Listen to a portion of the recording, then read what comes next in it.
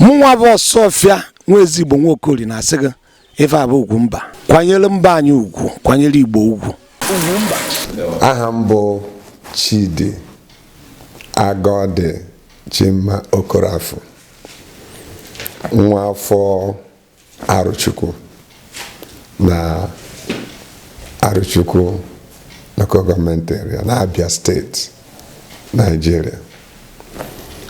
Abụkwanụ m onye na-agbasa ozi ọma nke Chineke. Site na amara Chineke, amalitere m ịbụ onye ọzụzụ atụrụ mgbe m dị afọ 18.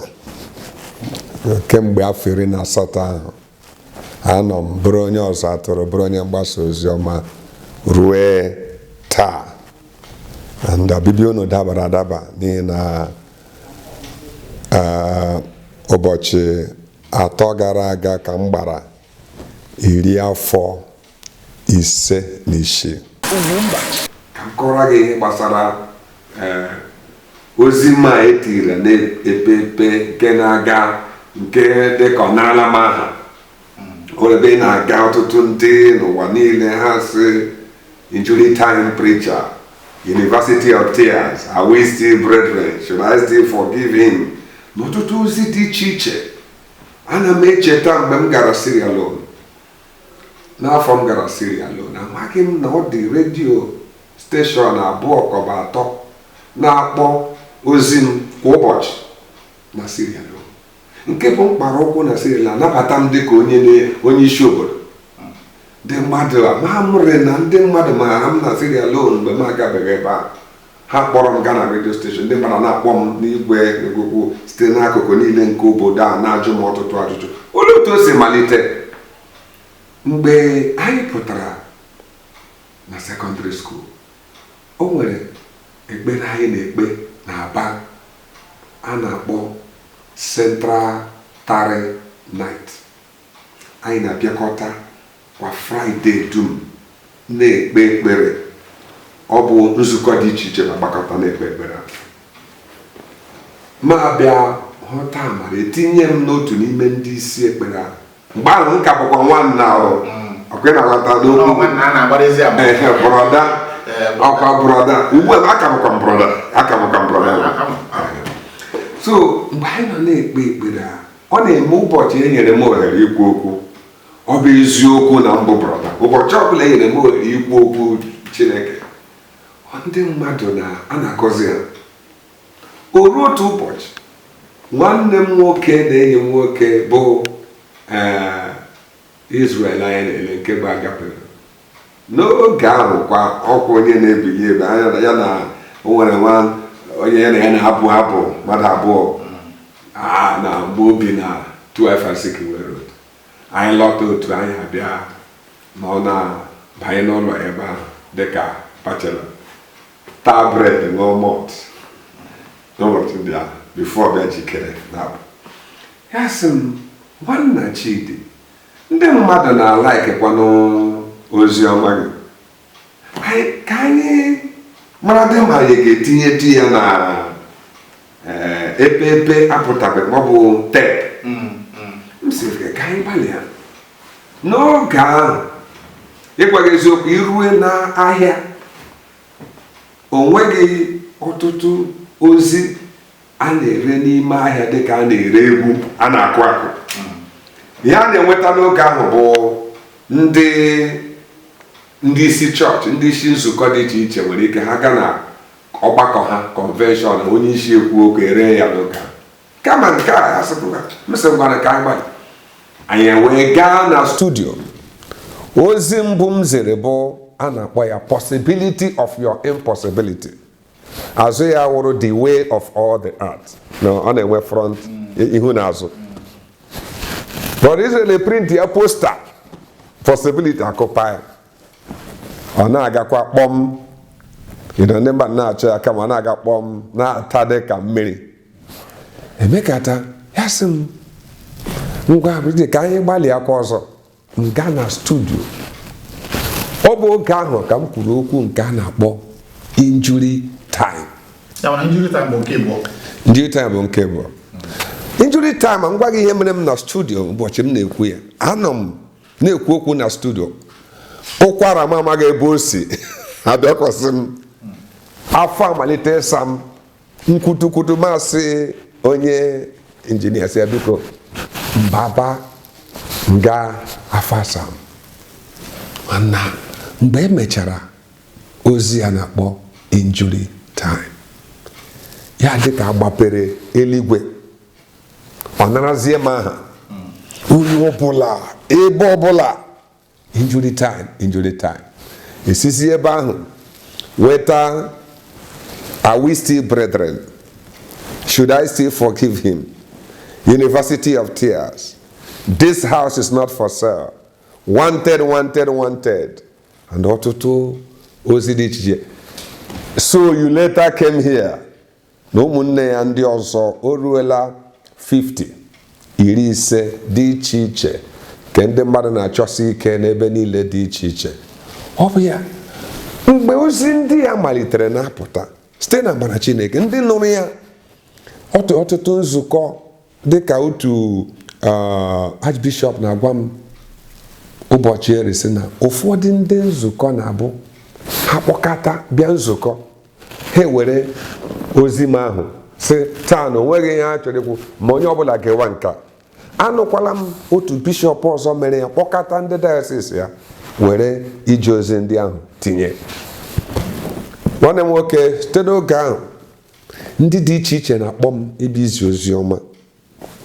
Anglican, Presbyterian, Methodist, Pentecostals, ebe ọbụla ha na-akpọ m ka m bịa mere ha izi ozi ọma nke Chineke na ntute ihe niile. Ịgwakwa gị eziokwu, mgbe m nọ, o nwere mgbe m na-abịa Lagos every 2 weeks. Ndị assemble amadịghị, ọtụtụ ndị assemble amaghị na mbụ onye assemble, ha amaghị n'oge. Ọ na-eme mbịakwa na Lagos, m gafekwa chọọchị ndị assemble ga ebe ndị kpọrọ m izi ozi ọma, ma ndị pastọ ụfọdụ, ma ndị member ụfọdụ nke Assemblies of God, ha amaghị na injury time preacher bụ onye Assemblies of God, onye pastor Assemblies of God. Ruokwa mgbe ọ masịrị, mgbe anyị na-eme ihe a, bịa mgbe ọkpọku Chineke si dị n'elu isi m, gaa Bible School na Assemblies of God, Divinity School, Old Umuahia, gachazie pụta, onye nwe anyị werekwa anyị mee ihe o ji anyị mee na Bible School, bịa pụta, bịazie bịa pastor to church na Umuahia, mana pastor ndị na-achị Umuahia mgbe ahụkwa ihe Chineke tiri n'ime m, enye m ụfọdụ ọrụ ịhazi mkpụkpụ dị iche iche, ma nke ekpere, ma nke ụmụ okorobịa, ụmụ ntorobịa, ma nke ndị ikom, ma ịhazi ụfọdụ ihe dị iche iche. Ebe ahụ ka m nọ na-ahazi ya dịka ọrụ nke abụkwa m onye ọzọ atụrụ. O nwekwala mgbe m bụ onye na-enyere onye ọzọ atụrụ aka, nke a na-akpọ assistant pastor. Aghọọla m assistant pastor na mmadụ 3 mere assist tutu oge abụrụkwa onye ọzọ atụrụ nke ilekọta nzukọ nke maanị m nzukọ. Ebe ahụ ka m nọ, ya amasị Chineke. Ịma na Assemblies of God na a na-eme ọkwa elu na-abụ site n'ịtụli aka elu nke ndị bekee na-akpọ election. So o rue na 2006 abịa tụlie aka n'Ụmụahịa district. Nwanne gị nwoke, otu o si mewe m ike ịkọwa, asịzie na mbụ district superintendent, nke ndị nzukọ ọzọ nwere ike ịkpọ bishop. District ka Assemblies of God na-akpọ ya, ndị ọzọ na-akpọ ya diocese. Ụfọdụ ihe mbụzie district superintendent na March. Emekwa na nkwụsị nke afọ ahụ bụ 2006 abịa na national election nke jikọtara Nigeria dum. Atụliere m aka dịka ihe na-akpọ EC member, nke bụ onye na-anọchite anya ndị Abia steeti na national. Of course, ihe ndị nzukọ ndị ọzọ nwere ike ịkpọ Archbishop equivalent. So otu ahụ ka o si dị na 2006. Ya bụ na 2006 ka ị bụrụ ka anyị were nkọwa ga Bishop 2006 ka ị bụkwara Arch. Yes. I were that equivalent. Otu mere na March, otu mere na 2006. And ihe ndị a niile bụcha site na ịtụli aka elu bụ nke a na-akpọ. Mana kemgbe ị pụtara na ụlọ akwụkwọ Bible school, bidorowa ma Okay. Abara m Bible school na arọ January, early February 1984. Graduate ya 1986. So mgbe m mechara anyị na-arụ ọrụ na-aga n'ihu, afọ anọ ya o ruo na 2010, mgbe ahụ ka e nwere ohere ụfọdụ na national, mgbe onye na-achị Assemblies of God oge ahụ bụ Nnaikwu Osueke, mgbe o mewara retire n'afọ a, abịakwa ihe a na-akpọ National General Council meeting, abịa mee election maka ndị ga-anọchi anya ndị na-ala retirement. Otu a ka nwanne gị ji hụtakwa onwe ya, atụli aka elu, eme mụ Assistant General Superintendent, nke bụ onye na-esota onye isi. Emekwanụ ọga m n'oge ahụ bụ Professor Paul Emeka, eme ya General Superintendent. So ha ya soro na-arụkata ọrụ site na amara Chineke site na 2010 ruzie 2014, mgbe ọga m n'oge ahụ Nnaikwu n'oge ahụ ya na ndị chọọchị wetụrụ ihe nghọhịpụ merenụ, then nzukọ asị n'ihi na ihe ahụ mere n'oge ahụ mere aga na ụlọ ikpe. Ndị chọọchị asị na ọ dịghị mma na onye isi ha kpọrọ ha gaa ụlọ ikpe. Ha asịzi ka ewezuga iji, asịzie m ka m rụwa ọrụ dịka onye na-arụtụgodi dịka onye isi.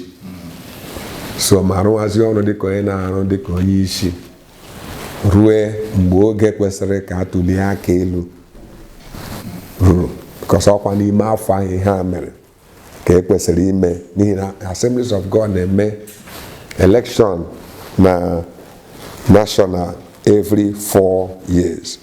Oruzie oge ahụ eme election, ọzi mgbe ha ji tụlere m aka elu ka m bụrụzie General Superintendent. Ọ bụ otu m si hụta onwe m dịka General Superintendent ka Assemblies of God Nigeria. Ụfọdụ ama ha na-enwere mgbe ị gabigara ụfọdụ ihe anyị na-akụ ugbu a, rụzie asịzie na anyị bụ General Superintendent. Maka na ụfọdụ ndị ịrụchara ọrụ n'okpuru ha enwere mgbe o ruru ọ bụzi ego ha n'isi ndị ọ bụ eziokwu, ma ndị tọrọ m ndị gburu m abụ. Ana m echeta mgbe m na ka m kọrọ gị ka mgbe m na mba onye ọzọ atụrụ, ọ dị ndị bụ dike na chọọchị ahụ, ndị ha aghọọla dikin tutu amụọ m. Ana m ekwu tutu amụọ m ọzọ, ha aghọọla dikin tutu amụọ m. Ma mgbe m bịara, ya masị onye nwaanyị na m ga-abụ onye ọzọ atụrụ, ọ na-eme ha kpọ m Nnaikwu, makwa papa. Akpọ m Nnaikwu, m sị ha papa, n'ihi na ogo nkwanye nwaanyị emeghị, n'ihi na ịbụ onye ọzọ atụrụ agaghị eme ka iledi ya anya. Ndị okenye a bụ ndị na-aṅụọla mmiri tutu edo n'elu ụwa. mgbe ụmụ nsogbu dị agha dara n'Adam, ụfọdụ ndị mmadụ na-asị ọ ga-abụ maka ụmụ preaching nwoke na-eme. Mgbe ha bidoro gawa kọt, anụ na-adị na Nnaikwu Emeka, ndị isi ụlọ ụka na nọ na kọt, sị are we still brethren? Ekwecha nke ahụ, okwu dagide nke ọ dagide nke ụnụ a kọwawara sị ka a na-akụwasị I say, okay, should I take for you? We are not in a Jeremiah. Or the Gagasina. Among Gagasina, Egypt now. Yes. Mbona ihe ikwuru bụ eziokwu. Ndị mụrụ akwụkwọ ebu dibịa bekee marala na nwere ihe na-akpọ klinikal. Ịgụcha nke ị gụrụ n'akwụkwọ bịa klinikal nke bụ na ị ga-abịa tinye n'ọrụ. Ana m ekwenye na ụfọdụ ihe merenụ, ọ dị ihe na-emenụ ọtụtụ oge m na-aga n'ege okwu Chineke m kwuru onye nwe anyị ji mbụ hụkwana n'ihe na-eme ya dịka asị na ihe ndị emeela tutu m na-ekwu okwu ndị ahụ.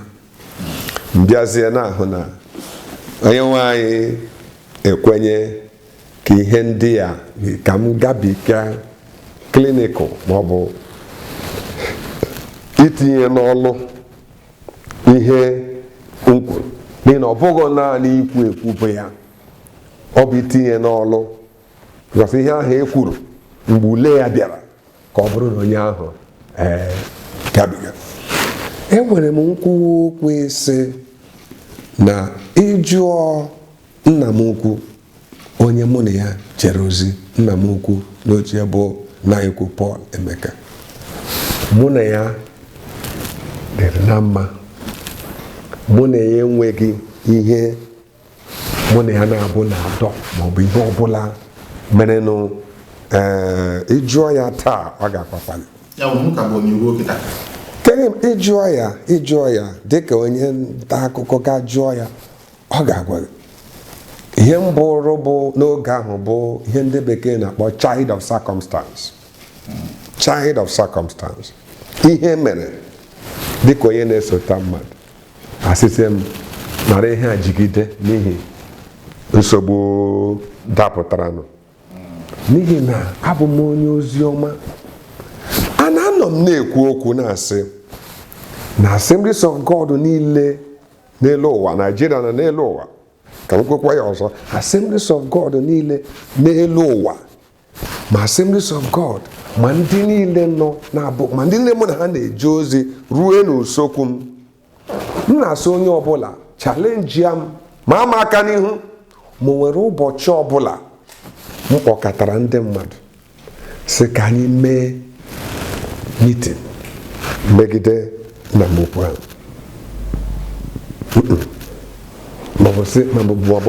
maọbụ kwuo okwu ọjọọ n'ebe ma public megide ya.